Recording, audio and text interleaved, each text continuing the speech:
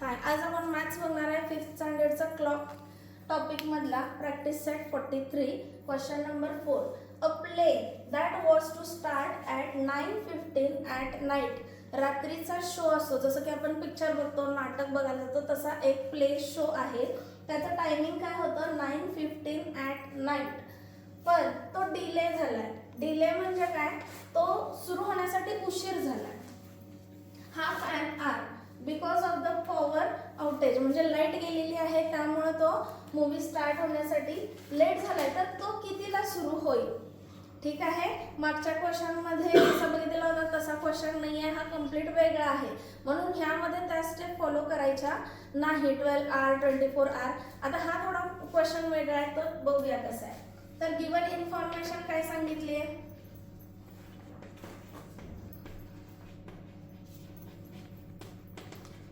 तर एक प्ले आहे म्हणजे एक मूवी आहे, तो स्टार्ट कधी होणार आहे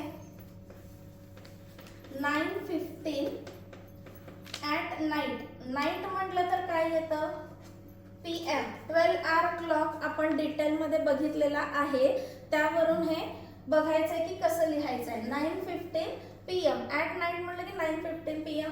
पण त्यांनी काय सांगितलंय, सुरू होण्यासाठी डिले झाला. कारण का, लाईट गेली आहे, बरोबर, पॉवर आउटेज. आता किती डिले झालाय, हाफ आवर. हाफ आवर म्हणजे किती 30 मिनिट. ओके, कळतंय का? गिवन इन्फॉर्मेशन पहिला समजून घ्यायची आहे.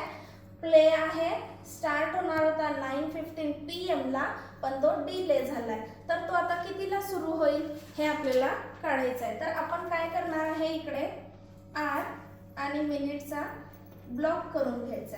ओके, त्यानंतर 9:15 त्यामध्ये 30 मिनिट्स ऍड करायचे आहेत, कारण तो डिले होणार आहे, बरोबर. तर आन्सर काय येईल इथं आपल्याला 5, 4 आणि इथं 9. ओके, म्हणजे काय आहे 9:45 हा शो सुरू होणार आहे. मग आपल्याला आन्सर काय मिळालेला आहे, therefore a play will start on at 9:45 PM. लक्षात आलंय का? चेक करा, प्रॅक्टिस करा. जेवढी प्रॅक्टिस कराल तेवढं सोडवायला सोपं जाईल. वर्ड प्रॉब्लेम आहे म्हणून अजिबात गोंधळून जायचं नाही. तो पहिला रीड करा, समजून घ्या आणि सोडवायचा प्रयत्न करा.